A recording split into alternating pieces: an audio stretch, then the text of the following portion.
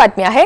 नवी मुंबईमधील तळोजामध्ये supreme construction गृहनिर्माण प्रकल्पामध्ये सर्वसामान्य लोकांची फसवणूक केल्या प्रकरणाची सुनावणी मुंबई हायकोर्टामध्ये पार पडली आहे। पब्लिक टेंडर काढून हे फ्लॅट ज्याच्या नावे आहेत त्यांना सुपूर्द करा असे आदेश उच्च न्यायालयाने महारेराला दिलेत। बिल्डर ललित टेकचंदानी यांच्या सुप्रीम कन्स्ट्रक्शन कंपनीने तळोजामध्ये एका गृहनिर्माण प्रकल्पाचं काम सुरू केलेलं होतं। या प्रकल्पामध्ये घर घेऊ इच्छिणाऱ्या 1700 लोकांकडून एकूण 400 कोटी रुपये जमा करण्यात आले होते। कंपनीला सर्व फ्लॅट धारकांनी जवळपास 90% रक्कम कर्ज काढून भरलेली होती। मात्र या प्रकल्पाला बराच विलंब झाला। तसंच टेकचंदानी यांनी लोकांना पैसेही परत केलेले नाहीत। शिवाय सुप्रीम कन्स्ट्रक्शनचे मालक ललित टेकचंदानी सध्या तळोजा तुरुंगात आहेत। या संपूर्ण प्रकरणामध्ये उच्च न्यायालयामध्ये दाखल केलेल्या याचिकेवरील सुनावणी दरम्यान कोर्टानं नागरिकांना मोठा दिलासा दिलाय। शिवाय महाराष्ट्र सरकारच्या वकिलांना आपली बाजू लवकरात लवकर मांडा असे आदेशही कोर्टानं दिलेले आहेत।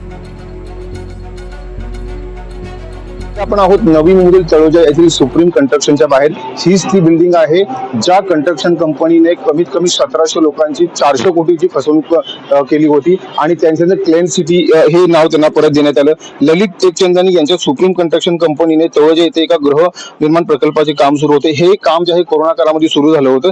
या प्रकल्पाची घरे घेऊ इच्छिणाऱ्या 1700 लोकांकडून एकूण 400 कोटी रुपये जमा केले होते। मात्र या प्रकल्पाचा बराच विलंब झाला। तसेच टेकचंदानी यांनी लोकांना पैसे परत दिले नाही म्हणून त्यांच्यावरती फसवणुकीचा गुन्हा दाखल करण्यात आला आणि ते सध्या तळोजा जेलमध्ये आहेत। याच प्रकरणामध्ये उच्च न्यायालयाने महारेराला सुद्धा आदेश दिले आहेत की याच पब्लिक टेंडर काढून ज्यांचे फ्लॅट आहेत त्यांना फ्लॅट सुपूर्द करण्यात यावे।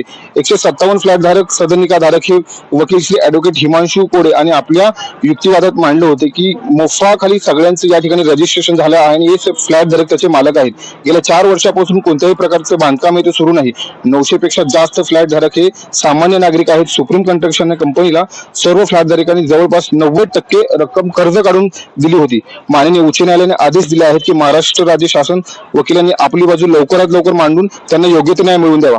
नगर विकास महाराष्ट्र शासन आणि त्या व्यतिरिक्त हाऊसिंग डेव्हलपमेंट सुद्धा निर्देश देण्यात आले की 13 डिसेंबरला फ्लॅट धारकांना जो आहे न्याय मिळण्यासाठी प्रयत्न करण्यात यावे। तसेच 13 डिसेंबरला येणाऱ्या तारखेला याची सुनावणी आहे। परंतु याच ठिकाणी 14 डिसेंबरला एक मोठी मीटिंग होणार आहे आणि या मीटिंगमध्ये जे फ्लॅट धारक आहेत आपले मत मांडणार आहेत। राहुल कावळे, NDTV मराठी, नवी मुंबई।